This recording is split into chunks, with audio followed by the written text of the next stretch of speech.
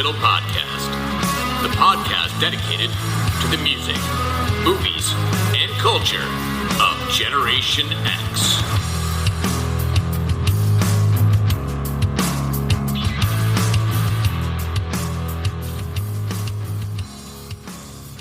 What is up, slackers, and welcome to another episode of the Stuck in the Middle podcast. I am your host, Jason Eck.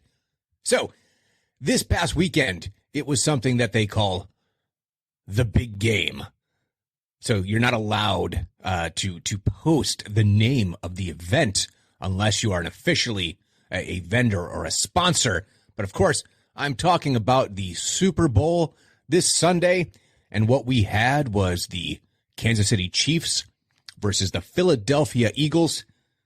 Now, I'll tell you, I am a Patriots fan, and we'll get a little bit into that in a moment. So I don't really have a dog in the fight. So it becomes kind of difficult because there's a relationship between the Eagles and the Patriots, as well as the Kansas City Chiefs versus the Patriots. Here's what I know. I cannot, nor have I ever been able to root for the Philadelphia Eagles. So, friend of the show, Carlos, I'm sorry, my brother. I'm always happy when the Eagles lose. I had mad respect back in the day for Buddy Ryan, Randall Cunningham. Believe me, through those days with great players like Donovan McNabb. And, of course, there's some guy, Andy Reid, who, of course, has just won a couple of championships over the past few years with the Kansas City Chiefs. I've got no love for Kansas City either. I mean, just never really have had too much of a love for them. For a minute, I had some respect when old Joe Montana decided that he was going to finish his career there. That, of course, ended poorly, really quite badly, with a severe concussion, and one of the greatest players of all time, arguably the greatest quarterback up until such time as a guy named Tom Brady kind of dethroned him. So you had another California guy. So kudos regardless, because the health and the future of the National Football League is in good hands. Jalen Hurts, Patrick Mahomes, excellent quarterbacks. The league is in great hands moving forward. I know for myself, I lamented, of course, the loss of Tom Brady to the Tampa Bay Buccaneers, but kudos to him in that first year with Tampa Bay going all the way and winning and proving that he was not just a system quarterback. So I was thinking about one other piece of the evening, and that was the halftime show. The halftime show with many people say that people pronounce it wrong. So is it Rihanna? Rihanna, like, whatever it is. I always thought it was Rihanna. That's what I always thought. And when she first came out onto the scene, jokingly, tongue in cheek, I talked about, my hall pass would be Rihanna. Okay. Beautiful, talented, all of it. And I was thinking about halftime shows, and I talk a lot about music on here. Now, there is no better, or I should say bigger stage, literally, for viewership than the Super Bowl. And to be the halftime performer is a major, major honor, and is usually only reserved for people at the very highest levels. We're talking A+ list. And I think Rihanna certainly meets that criteria.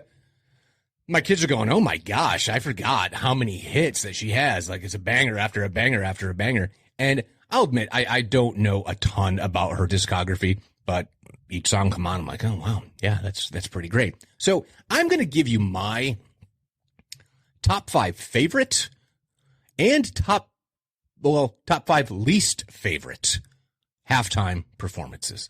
So this is where I'm going to give a little quick history on my relationship with football. So I've mentioned many times, a latchkey kid, single mom. Now, my mom it's not that she discouraged sports, but it's a little bit different when you don't have a dad in the home of just going to throw the ball around. And my dad was a gearhead anyway, so he wasn't particularly interested in going and throwing the old ball around. Not a baseball, not the pigskin, nothing. Now, my grandfather did some of that because my grandfather was a football player. He was a football player. He was Army. Like, he did those things like, practice for baseball, soccer, whatever. My dad, not so much. But my mom, not really a sporting type herself. That was just not an area of interest for her. For her, the National Football League was all about the Miami Dolphins because Dan Marino was a big cutie patootie. Hell of an arm, don't get me wrong.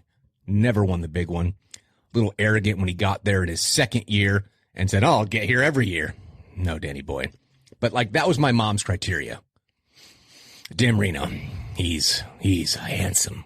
Oh my gosh, look at him. So fast forward, my stepdad comes along, and my stepdad was very much my dad. Honestly, man in the home, but also extremely patient, dealt with a lot of BS, as you will when you're coming into a kid's life as a teen who's never really had that kind of father figure in the home, etc. And he was a big football guy. Still is. The problem is, and I say this jokingly, he was a Buffalo Bills fan. He was a Buffalo Bills fan. And that is in part because of a earlier part of his life. His first marriage, his wife was from Buffalo. He was close to her family, and they had season tickets. Her family did, so many times went, and that became his team, which is interesting because he was born in New Jersey and grew up in Meriden. Now, in Meriden, I've mentioned many times, it's equidistant from both New York and Boston, so you tend to have this pull. So there were Giants fans, lots of them. But interestingly enough, New England, maybe unsurprisingly because of the poor play that came with it, Patriots fans were less common, at least from my experience. So he's a Buffalo Bills fan. Now, for me, I looked at it that I never had my own team, right? It was never something that was just naturally occurring. Now you can say, well, your stepdad came into your life and, introduced you to this team, but it didn't feel like mine. It was his, right? Buddies like Carlos, Eagles fan. Bleh. One of our other buddies, Raiders fan. Another buddy was a Packers fan because we didn't have our own team. Only pro sport we had was the Whalers, and that was hockey. So right around the time that, we graduated high school in 1992, and there was a guy who was playing college sports, college level, quarterback, who was looked at to be the number one draft pick. And, we kind of talked about things, we were talking about the game, and sometimes over hours and hours of playing Tecmo Bowl on, was that Sega Genesis or was that Nintendo? Was that Nintendo?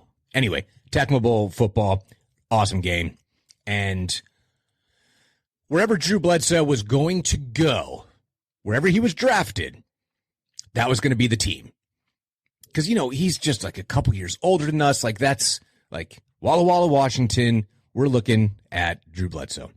So, of course, he gets drafted to where? Number one overall pick in the draft. He goes to the New England Patriots. And he is chosen by a guy that, as a Bills fan, I'm quite familiar with because of a Super Bowl loss for the Bills, 4 in a row. Oh, they lost against the Giants, the Redskins, and the Cowboys twice.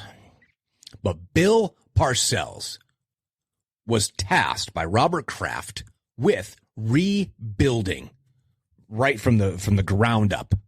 So Kraft took over the team. I guess it was from the Schaefers, because Schaefer Stadium, Foxborough Stadium, that whole building is long gone. That's where I saw Metallica and Guns N' Roses and didn't see Faith No More.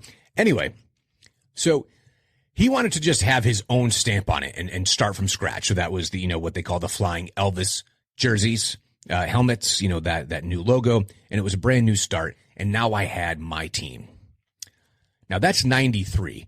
So I still had another 9 years before they became amazing and a dynasty. So I had to continue to suffer because Drew Bledsoe was always on the precipice and made it to a Super Bowl against the Green Bay Packers, Brett Favre, his Packers, at a time where Bill Parcells had one foot out the door, going to the Jets, where he took Curtis Martin with him. Nevertheless, that's kind of my background on football. So now, at this point, it's 30 years of being a Patriots fan and good times and bad times. So I don't as acutely, recall the most painful days, your Grogan days, for example, going to the 1986 Super Bowl against a juggernaut of a football team in the Mike Ditka helmed just destruction of Chicago Bears. Refrigerator Perry, Jim McMahon, Walter Sweetness Payton. I mean, just destroyers of worlds. And the Patriots hung in there for like a quarter and then good grief. But anyway, this is where the halftime show kind of comes into play. So before I was really into the game, the sport of football, I did watch occasionally the halftime shows, and those are interesting to me. So I did a little bit of a historical look back, and really the history of halftime shows was for really all the way up through the 90s. By and large, it was marching bands. And that was the performance. That's what would happen at a college bowl game, at your state championships for your football. And it seemed like a natural kind of fit for the very best collegiate marching bands get to play halftime at the Super Bowl. So somewhere along the line, there's this company called Disney. And gosh, they're all over the news, positively or negatively lately. But whenever they've been involved with the halftime show is when you started to see an evolution and a shift from the marching bands. So I think most notably is that 86 Super Bowl. Again, I'm not super into it. At that point, I didn't really understand the game fully. I knew elements of it. I knew what the scoring was like, but I didn't know the details behind it. Now, mind you, I was also, not really an excuse because, my kids, by the time they were 10, 11, 12, they really fully understood the game. But part of that was I'm in the home and, watching with them. So nevertheless, that 86 Super Bowl halftime show, I remember because it was Up with People. Do you remember Up with People? So kind of a traveling minstrel show. It's considered a nonprofit organization that is, meant to be a social positive force, social justice before that was a thing. That's being, delivered through song and dance, through performance, and usually very young people, teens, early 20s. And I remember Up with People. I did not realize that they did it like 3 times or 4 times. And sometimes it was like Up with People with a marching band. But all those Disney productions were always with some form of bigger entertainment, more than just a marching band. So kind of looking back, it was kind of interesting. So one of the first like celebrity shows that they did was actually with Chubby Checker. And this was 1988. What's notable about 1988 is that's also the year that Chubby Checker, along with the Fat Boys, the Twist, Chubby Checker and the Fat Boys, and, the Human Beatbox. By the way, if you've never seen Disorderlies, you know what? One of these days, I got to find a couple of people and we'll do a watch along. Maybe that'll be like the first thing I do on Patreon is that we'll do a watch along of Disorderlies because it's excellent and it has a companion piece because it has a similar theme, and that is the Halle Berry led Baps. I love Baps and Disorderlies. Just very simple storytelling, but the comedic elements when you really Disorderlies and Baps, go watch them when you're just looking for a comedy, just something to kind of turn your brain off and just enjoy. Although there is some poignancy in both movies. So, 1988, Chubby Checker, kind of a huge resurgence for him. So the halftime show was a piece of that, and the Fat Boys were another part of it. So what are my favorites? Actually, let's start with my least favorite. So, This is tough because personally, now my wife would disagree. My wife can't stand her. However, maybe it's because of our little bit of age difference. To me, she was so iconic and part of my childhood, which is why it was so devastating of how bad it was. I even tried to defend her at the time. The woman almost fell down, and I'm talking about 2012 and Madonna. I think it's one of those things, you know, people have kind of been all over social media lately, kind of being very rude about Madonna's current appearance. Now, that is, you know, certainly the way that she looks currently might be disturbing to some. And I do think that it is an unfortunate trend within Hollywood performance, etc., is this necessity to stay, and I say necessity, I mean that, a necessity to stay young and young looking, which means that there is always going to be a pressure to use cosmetic surgery. And I just think that's really too bad because so many tremendously beautiful people, no matter what you think of Madonna and her lifestyle, she's truly beautiful. You go back to that Borderline video. I mean, no one looked like her. And she created an entire look. She created a literally a style.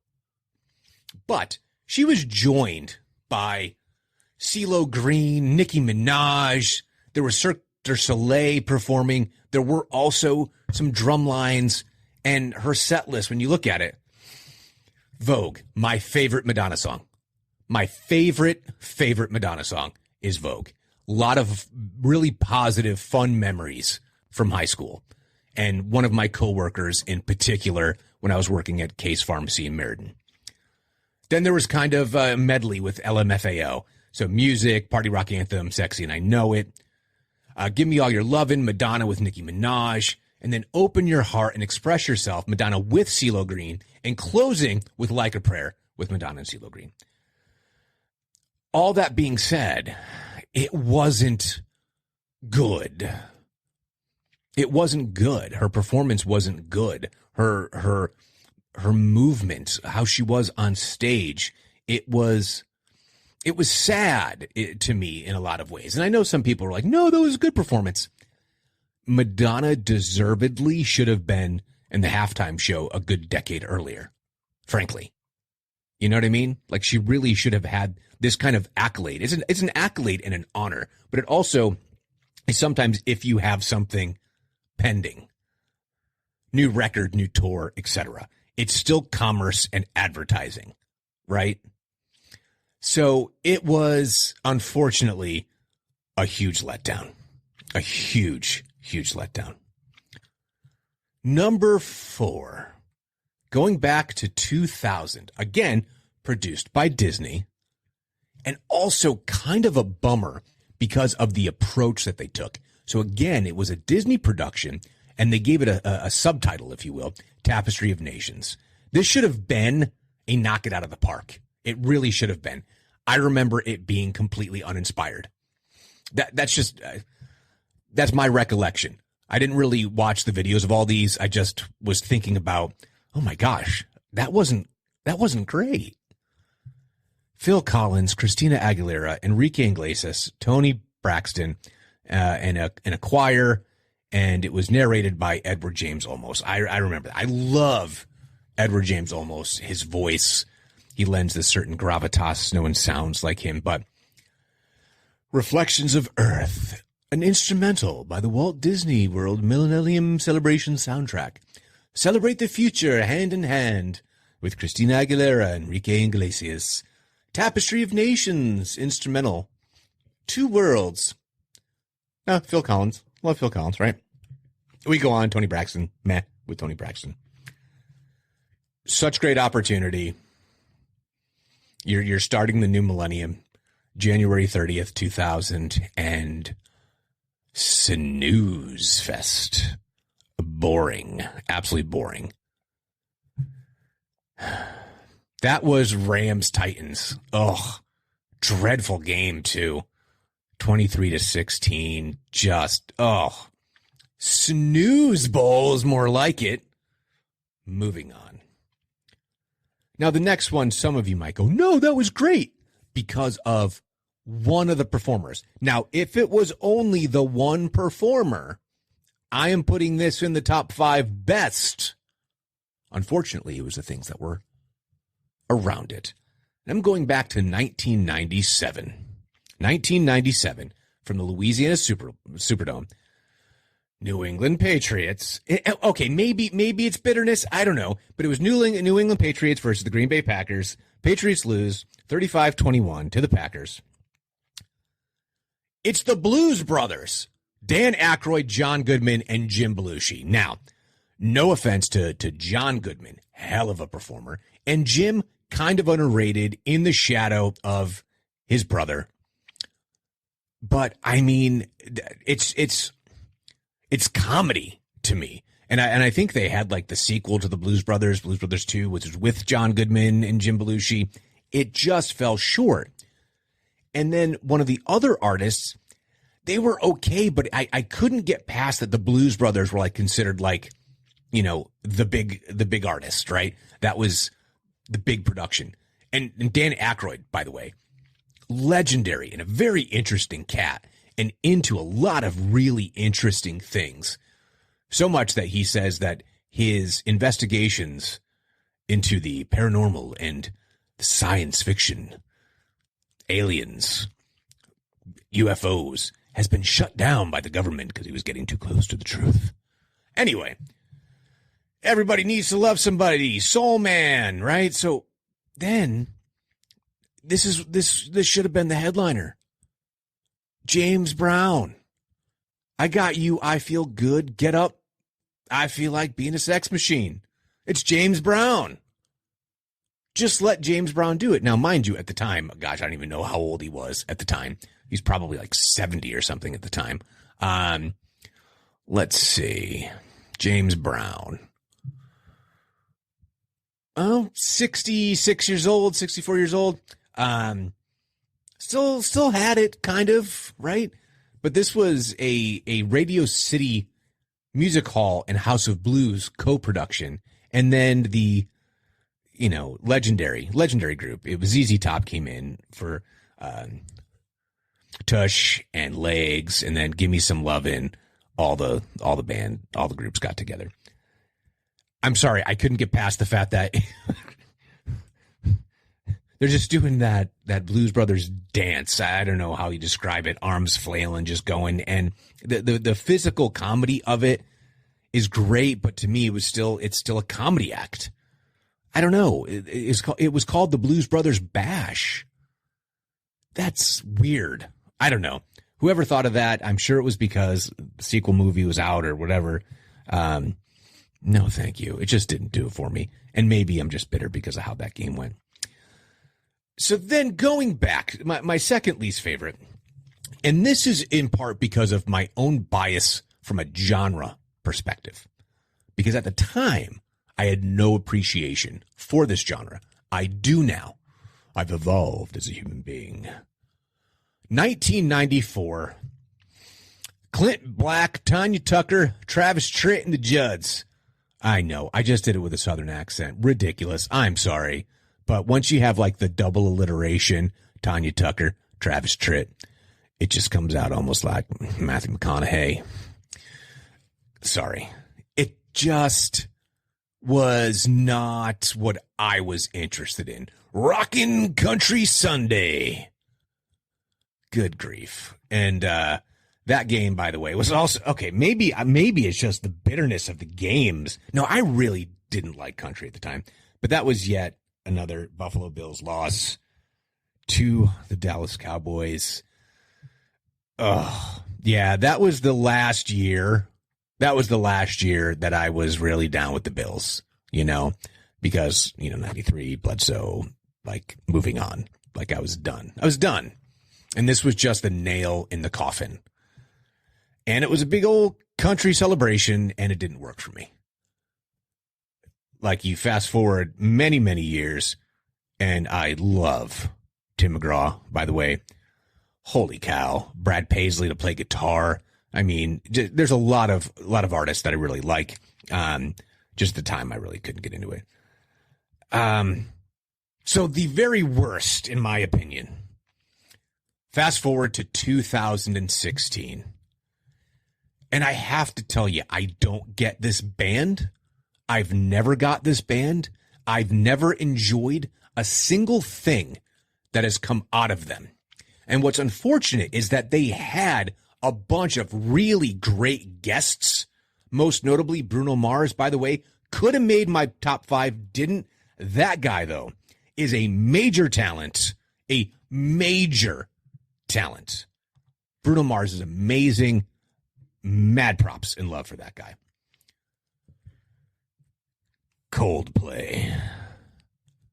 I don't get it. And I guess it's just not for me. I don't know that I might have changed the channel.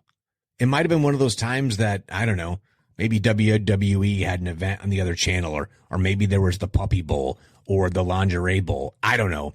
Anything. Well, 2016, no, I wouldn't have turned to that because I had the kids. It's just so bad. Yellow, intro, acapella, Coldplay. Viva la Vida, Coldplay, Paradise, Adventure of a Lifetime. Then you got a nice little break. You got Uptown Funk, Mark Ronson and Bruno Mars. Uptown Funk you up. Good stuff. Then just, to me, it's kind of random. Beyonce comes out. Formation by Beyonce, Crazy in Love, Uptown Funk reprise. And then finally, you have Clocks by Coldplay, Fix You Up and Up, which was Coldplay, Beyonce, and Bruno Mars. I mean, if there are some of you out there listening right now who are Coldplay fans, I need you to explain it to me. Now, look, these guys are Gen X, okay? And that means that they're ours. They're boring. They're boring. I don't hear any hooks. When I hear them, it doesn't grab me. It's really a tough listen. Like, if they come on, my immediate thing is I want to just change the channel. And I think part of it is his vocal tone. I don't like it. There's two guys whose voices make me cringe. One is Chris Martin's, the other is James Blunt.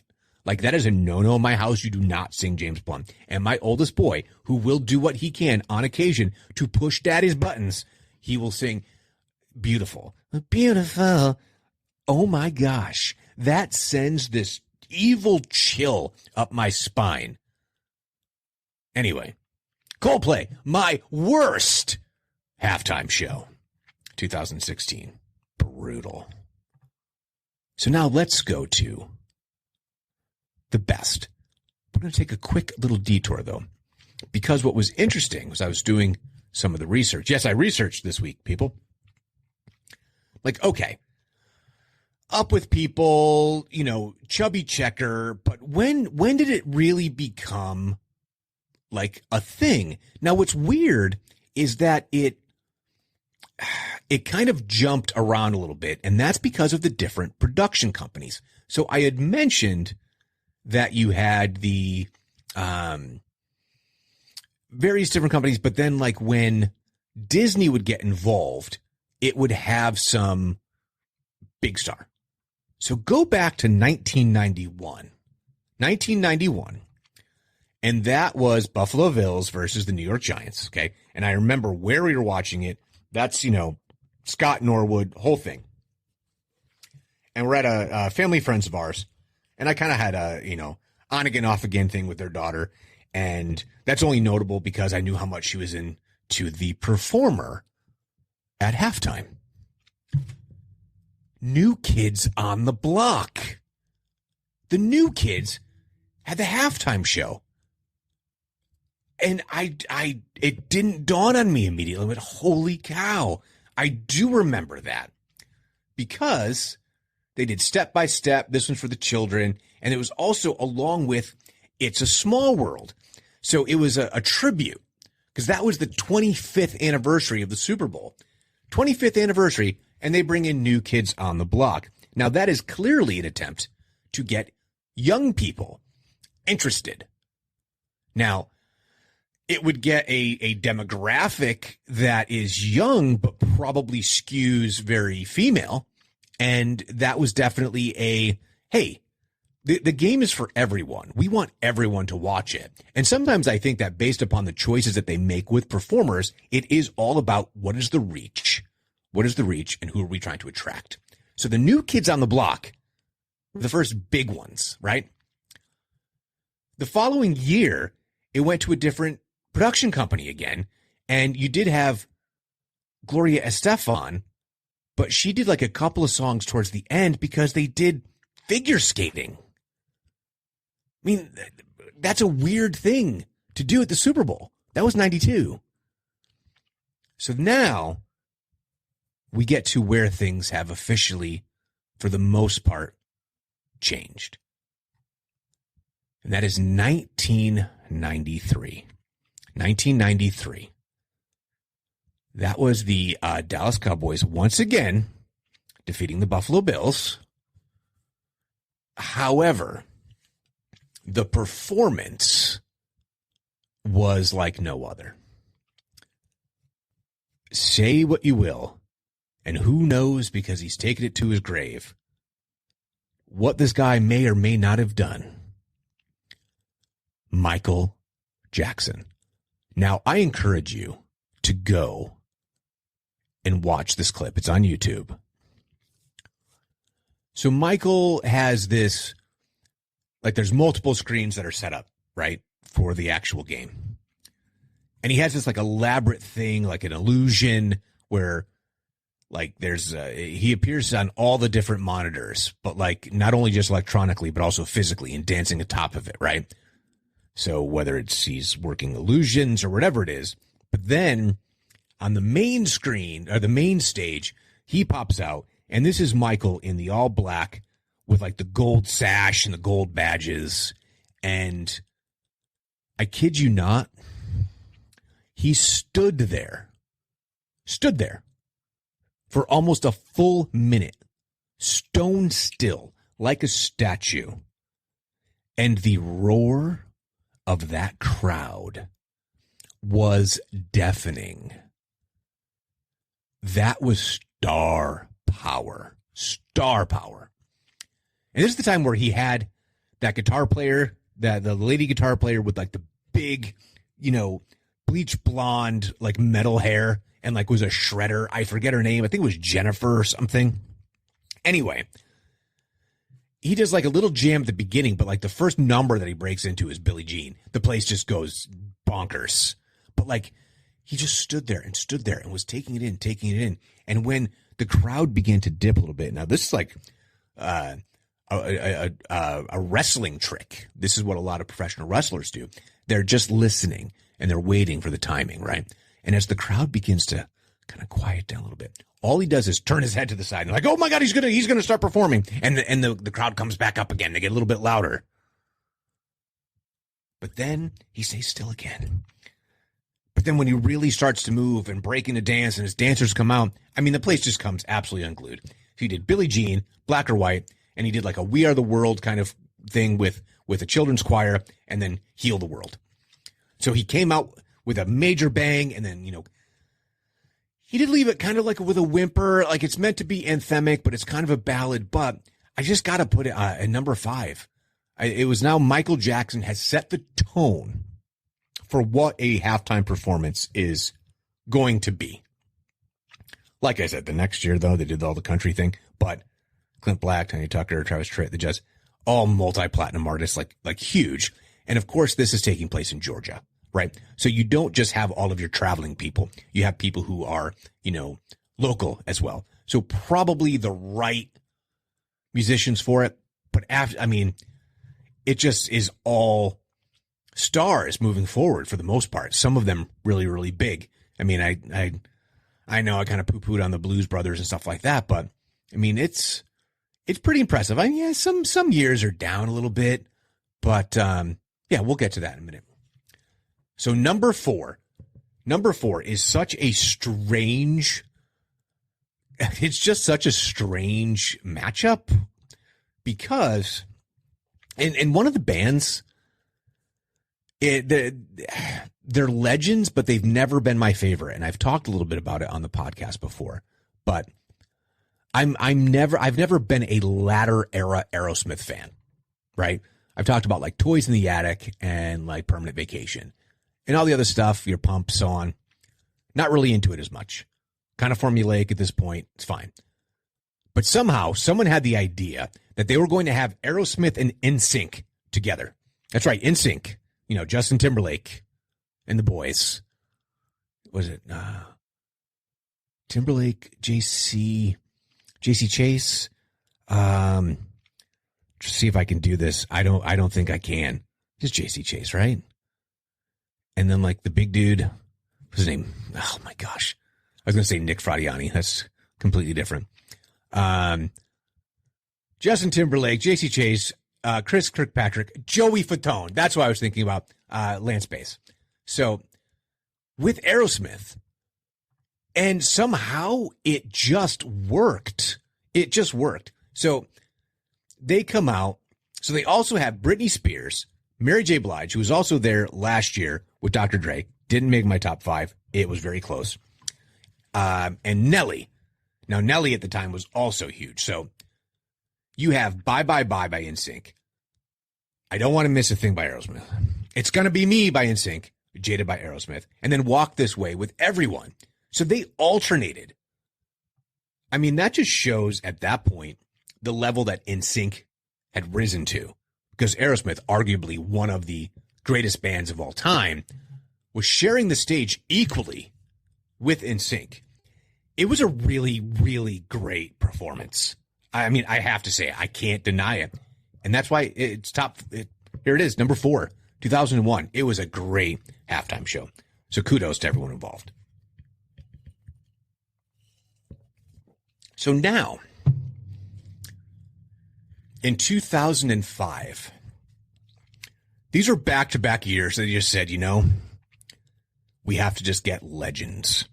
Really from 2001, 3, 4, 5, 6, 7. Oh my gosh. It's ridiculous. 8. I'll go through the list. Okay. So I don't want to give away some of my favorites. It's just absurd how big it gets. So 2005, and maybe a part of me, it was just being nostalgic, but I just think it was kick-ass. And we're talking about Super Bowl, what is that, 34? New England Patriots against the Philadelphia Eagles. And New England Patriots won 24-21, by the way. Sorry, Carlos. And Sir Paul McCartney. Drive My Car goes old school, right? Get Back, Beatles catalog. Then jumps into Live and Let Die, Wings, and then ends. And you know, it's funny, you read the biographies and the quotes from like John Lennon and Paul McCartney as they talk about their different, their different songwriting philosophies. And, you'd hear John say that it's Paul's granny music and all that. So some different sensibilities, but I've said it before. I'll say it again. Paul McCartney is the best. I mean, no offense. For me, it goes Paul. I said George for a long time. It's bullshit. It's Paul. It's Paul, George. I don't want to put John at 3, but he's John Lennon, and Ringo. But Hey Jude. I said this again many times in the podcast. Na-na-na-nas, hey-hey-hey-heys, whoa-whoa-whoa-whoas. I'm in. You got me. You got me. And Hey Jude is just one of those numbers. And he brought the house down. I mean, truly just brought it. Because he's Sir Paul McCartney. A mixture of music. Most of it Beatles, sure. But also stuff that, well, actually, I think John No. Okay. So written primarily, Drive My Car was primarily written by Paul McCartney with some lyrical contributions from John Lennon. Get Back, written by Paul McCartney, though credited to Lennon McCartney. And Hey Jude was, of course, we know, written by Paul McCartney. However, it was dedicated to Julian Lennon. The Paul McCartney performance just kicked ass. So go check it out. It's just so good. So good. And let's see. How old is he at the time? Holy shit, like 70? 60? What is he now? Hold on. Oh my gosh, he's 80. So yeah, he's like 70. Anyway, tremendous performance. So not on my top 5, but the next year. So if you're going to have Paul McCartney one year, I know, let's get the Rolling Stones the next year. I mean, that's amazing. That was Pittsburgh Steelers, by the way, winning against the Seattle Seahawks. Super Bowl XL. The Rolling Stones, Start Me Up, Rough Justice, I Can't Get No Satisfaction. I mean, 3 songs, in and out, just go, just be in the Stones.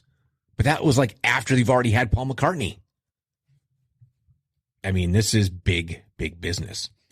Now, the year after that, so you have Paul McCartney, the Rolling Stones, and then my number two on the list, one of my all-time favorite artists, Prince.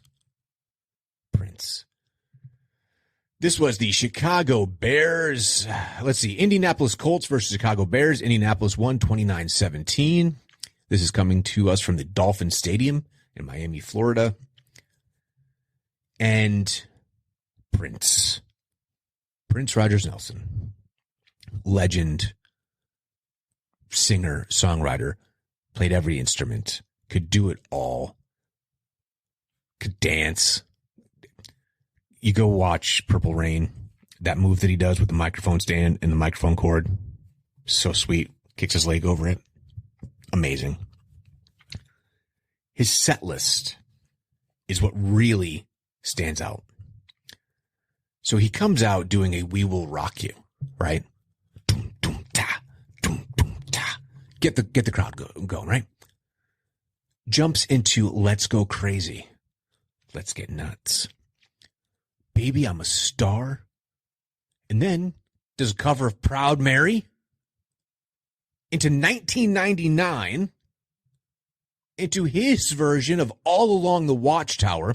Yes, a Bob Dylan song that was basically after it was recorded by Jimi Hendrix, was a Jimi Hendrix song.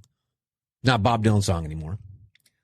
And then this moment, back-to-back moments that gave me goosebumps. Still does when I watch it. And I do watch this from time to time. That's how good it was. Best of You by the Foo Fighters. And he got into the gutturalness of the song. You know what I mean? And part of that was in response to, Foo Fighters doing a Prince cover. I forget, what did they do? They did Darling Nikki. Because of course they did. And then he ended with Purple Rain. I read an interesting article recently, and I don't know how true it is. I guess I have to dig into the history of it. But supposedly, Prince sent Purple Rain to one of his favorite singers, one Stevie Nicks, and said, "Hey, I was thinking about this song for you. You want to record this?" And supposedly Stevie Nicks listened to it, and she called him on the phone. She goes, "I can't do this song. It's too big for me. This song is an epic, and I can't do it justice." Now, I can't imagine. I've said many times on the show, Stevie Nicks' voice is just not for me. It's just not for me. I couldn't imagine her doing Purple Rain. But Purple Rain, after doing Best of You at the frickin' Super Bowl, is whole next level kind of performance. Because the worst thing that exists, okay, hyperbole, fine, is the fact that so often, if Purple Rain is played on the radio, and I don't listen to the radio much, but when I do, I'm like, sweet, they're playing Purple Rain. They cut off the guitar solo. How dare you, programming directors? How dare you?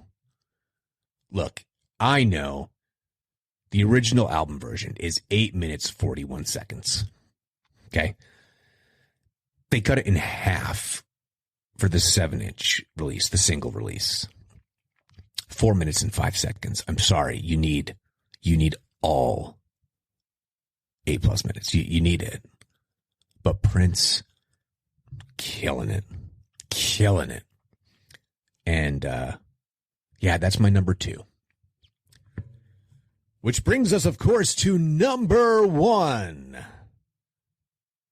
Now, I did an episode on this band where I'm not really sure if they're everyone's favorite or everyone's most hated band. And, of course, I'm talking about a little band out of Ireland named U2. Now, this was an interesting time in world history in many ways, and that part is not hyperbole. And this was the first big event like this, the first Super Bowl post 9/11. And for those who don't remember, obviously the main destruction happened in New York City. However, the planes took off from Boston. And that's a piece of the story that I can never forget, is an airport that I flew out of many, many times. That those guys got onto that plane from that airport. It was really difficult. And, you know, what people don't understand, I remember getting into a conversation, kind of a nasty conversation. I was at work, and it was one of those difficult customer situations or whatever it was. And literally within the last 15 minutes, there was a raid. So I worked in all the hotels, right? So you have your Copley Place Marriott and you had your Westin Marriott. And the Westin Marriott, which is literally essentially in the same complex, separated by a mall in between. Marriott on one side, Westin on the other.